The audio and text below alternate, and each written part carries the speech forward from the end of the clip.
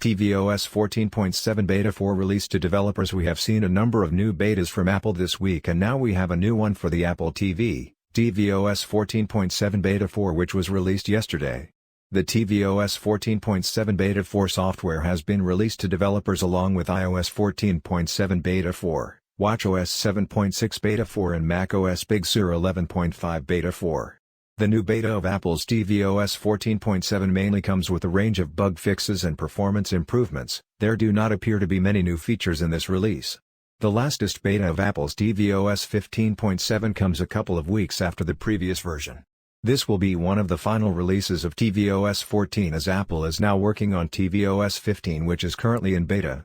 We are expecting Apple to release their tvOS 15 software sometime in September along with the iOS 15 software update. We are expecting Apple to release their tvOS 14.7 software update sometime in July along with the new iPadOS 14.7 and iOS 14.7 software updates.